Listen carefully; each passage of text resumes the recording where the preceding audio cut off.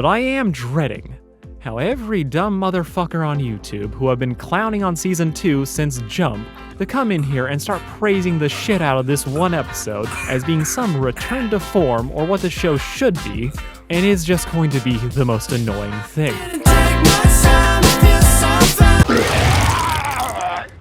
Well, after an entire year and a half, the wait is finally over. Season 1, Episode 8, Queen Bee, has debuted, and let me tell you, there are a lot of people talking about it. They are still talking about it, actually, and I don't care, because all you care about is what I think about the episode. Am I right, guys? Like, I'm the first person to make a review. I'm the second person to make— How the fuck are you guys so quick? Well, however late this review is aside, what did I think about the episode? Oh, he's not happy. Yeah, sorry to the people who really like this episode. I don't really much care for it, but I don't hate it, which already makes it better than pretty much most of Season 2. It kind of gets saved in the last, 3 minutes with the Luna Blitz stuff, because the rest of this episode is just an excuse for a Kesha animated music video. You can't convince me of anything else. We now know why it took so long to come out, because of legal issues. It's because they got Kesha, which, first of all, I will commend Beezlebub and Spindlehorse. Absolutely major get. That is fucking crazy. I did not think that they would actually be able to get Kesha. And if you don't know, Kesha is kind of a person who's very influential in Beezlebub's career. Her Die Young animated music video is an animation of a Kesha song, which essentially kickstarted Beezlebub's career all those years ago. So for her to make that animation and then end Season 1 of her original show with an original song by Kesha, that's insane. That's fucking crazy. And I will say, regardless of anything, that is incredible. So, good job, Beezlebub. The rest of the episode. Unfortunately, this is kind of an episode of Hell of a Boss, so I'm going to talk about it as that and not as a Kesha music video, because I don't really like Kesha's music that much, so I don't want to bully. Yeah, I didn't really like the song that much. So episode starts, Luna goes to a party, she says a gamer word, a local furry says a gamer word, it needs to be bailed out by her diverse friend. What? Is that not an okay thing to say? Party's off to a wrong vibes, but then don't worry, because Beezlebub is here. Queen of Gluttony. That is right. We have our second ruler in the show. We got Osmodeus, Osmodeus, King of Lust, and we have Beezlebub, Queen of Gluttony. And a lot of people are talking about her design. I'm gonna be honest, it either slays for you or it doesn't. The yassification of hell is not going unnoticed. And I don't really like her design that much, but it's not really for all the reasons that other people are saying. I just don't like it. I'm gonna literally leave it at that. There's no deeper reason. Just doesn't fuck with me, you know what I'm saying? And I will make a video in the future going into more detail about her design, because I feel like there's gonna be a twit longer pretty soon, and I don't want to make this video and then have it get twit longered and then have to respond to that. So we're gonna hold off on those thoughts, guys. We're gonna hold off on that. I will say, for the moment, that it is very clear that her character was designed specifically for Kesha to voice her. This is Kesha's Hell of a Boss OC. Plain and simple. Normally, Beezlebub looks like this. So imagine being like, hey Kesha, we finally got you. This is awesome. We're excited to work with you. This is the character you're going to be voicing. They're going to have an animated musical number performed by you. It's going to be great. I don't know if Kesha would be too fond of that. On top of the fact that, it's not really about the fact that she's the Queen of Gluttony. I think that's just kind of their excuse to be like, well, we need to put this Kesha character in the show somewhere, and we want her to be powerful so she can do a bunch of stuff for the animation and the music video part. So we'll make her let's look at all the people we have. We don't have anyone who represents Beezlebub. We'll make her Beezlebub. Bam! Perfect. 2 birds with 1 stone. We did it. That's just my theory. Not gonna speculate on it further. After her song, which lasts for 3 minutes, by the way, we're already 5 minutes through the 15-minute episode, a third of the way through, it's revealed that she's dating Tex, which, hold the fucking phone. Is this not causing problems in hell? Stolas and Blitz are closer in status than Vortex and fucking Beezlebub. How the fuck is there no controversy about this? What the hell? Whatever, I don't know. But Luna, once she realizes that she's outclassed, as, she obviously is outclassed, this person's she's voiced by Kesha, dude. You're not winning that, Luna. She kind of goes home, because she realizes that Yeah, I was only really here to get in Tex's pants. Like, I don't actually really give a shit about any of this other stuff. She leaves the party, calls up Blitz. We find out that Blitz has been coping in very unhealthy ways. And this is when the episode, unironically, for me, gets way more interesting.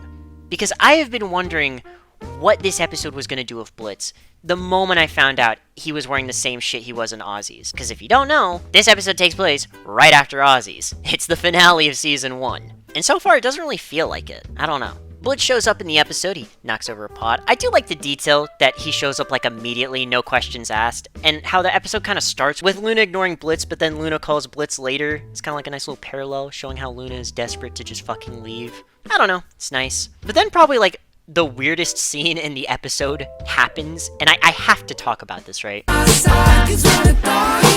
So Luna isn't having a good time at the party. So she says she wants to go home, calls up Blitz, then gets in his car, and is still, like, cringing. She's still having a horrible time. She just wants to fucking go. Right before they can leave, though, an imp recognizes Blitz. And this, like, stalls them for just long enough that a hellhound can notice that Luna's in the car.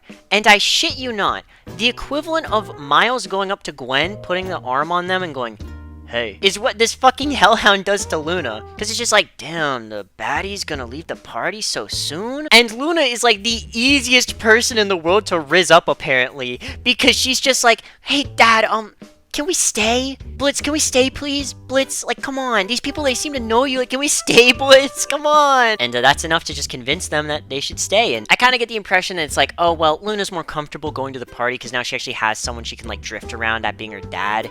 So I wish there was, like, a little bit more put there to, like, because, like, the scene is there, right? Like, the pieces are there.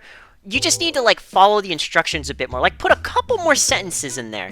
And then I think it's a great little scene. It's a great little moment. Doesn't fucking land as it is right now. It literally just seems like Luna just gets super fucking horny out of nowhere and is just like, Dad, we need to go back to this party. Opens the door, just starts furiously fucking dragging the guy to the bathroom. We need to go now! You know, it's a bit unhinged. You know, Luna, I didn't know she was so horny. Oh yeah, I haven't mentioned it yet. I love the fact that Gluttony's yellow. I like the fact that this ring of hell is a completely different color to all the other rings. I know that's not the most important thing in the world, but it is to me. So Blitz and Luna go back to the party. Blitz is getting absolutely smashed and wasted, as you would expect. I love this because it is showing that Blitz is coping in the absolute worst ways possible. Great, great, great. Just amazing so far. And the episode has just started to really pick up since Blitz came back into the episode. It's almost like plot doesn't happen unless Blitz is around, weirdly enough. I don't know why. And he ends up getting into a little bit of a drinking contest with the Queen of Gluttony, which you would expect the Queen of Gluttony to win, but no, Blitz actually ends up winning it because he's so depressed and all over the place. And this is so weird to be that she's just kind of like, hey, Luna, we need to talk about your dad. Is he okay? You know, they have a little bit of an intervention about Blitz because Blitz is, you know, obviously we, the audience, we know that Blitz is going through a horrible, horrible night. None of the characters here know that. None of these characters have probably heard about the stuff that happened at Ozzy's. Well, actually, I know they fucking haven't because in Season 2, no one talks about it. But, you know, it's the same night, so none of these characters have heard about that shit show. But I kind of wish that, like, because in the argument, you know, Luna is like, you don't know what's okay with my dad, you have no fucking idea what's going on. She's kind of a bitch, because, like, she's jealous that Tex is dating this girl, and also that this girl is then making assertions about her father, which, you know, Luna feels like she understands her father more than anyone, but she can't even fucking recognize when he's actually getting piss-wasted, because she's actually having a fun time. She made friends. She's, like, chilling.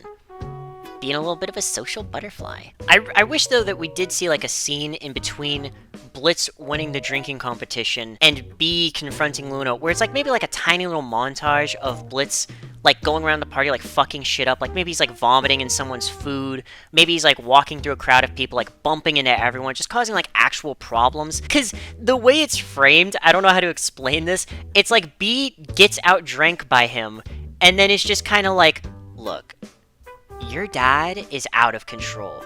And then the only thing we actually see him doing when he's so-called, like, out of control after that moment is kissing boys. Is boy kissing banned from the party? What's going on? What's going on, B? I kid, I joke. But I don't know, I wish the show, like, went a little further in showing, like, just how far Blitz has lost it here, because, I don't know, like, this isn't even, like, the worst that we've seen him sometimes. I don't know, I wish we just saw him get even more fucked up.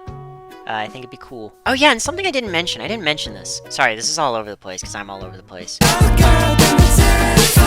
For someone who represents gluttony, and I don't think that this is like a bad thing, it's just interesting take on like the sin. She's very mindful of other people. Like, B is incredibly aware of everyone at her party and is checking up on them constantly. Like, she wants to make sure that everyone's having a good time in a good way, which is part of why she goes after Blitz and is kind of like, hey, or well, she goes to Luna about Blitz and is like, hey, your dad's like, something's wrong with him, man. Like, the vibes are off. Apparently she has like a literal vibe checker built into her power set, so that's kind of interesting. It's not really explained, so I don't know why she picks up the vibes like after losing the drinking competition, but not like as soon as he's at the party already getting shit-faced. I feel like Blitz has the same vibes here no matter what, but it's not really that big of a complaint. But for like the sin of gluttony, like, she's very toned down from what you would expect. And like, gluttony is usually described as like a, excessive eating or excessive drinking or excessive indulgence in something, not to be confused with greed. Like, the difference I would say is gluttony is I can't stop myself from overeating. Like, I can't stop myself from drinking. Whereas with this character, B, I feel like she could stop herself. Like, she has restraint. She's able to do that. I thought she was going to be a villain at the beginning when the cotton candy she's passing out, it's like, oh, I feed off the gluttony and passion and happiness and the good vibrations all you guys are putting down. And you eat my cotton candy and then that aura gets pushed to me and now you have to beat me, Luna. You have to beat me in a bitch off and that's how we're going to save your dad. But if you don't beat me in this bitch off, then I kill everyone here. No, that doesn't happen.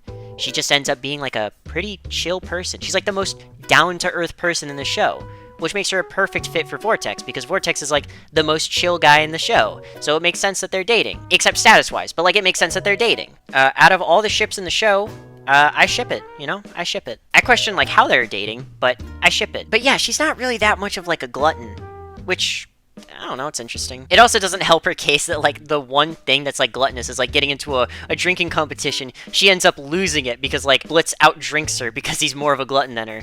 Actually, something interesting I noticed while watching this episode is that Verosika is, like, a really similar type of character. Like, a pop star who's, like, gluttonous for alcohol. She's an alcoholic. That's, like, the first thing we learn about her. And she has, like, a very similar type of character. Even her song's kind of similar to the Cotton Candy song, which I didn't like. But, like, she has a lot more going on and is, like, a lot more personally involved with Blitz. Whereas, oh yeah, and she's also, oh my god, wait, Tex is a bodyguard for Verosika, but he's dating, like, another, essentially, like, party animal pop star. What the fuck? Okay, whatever. I don't really care.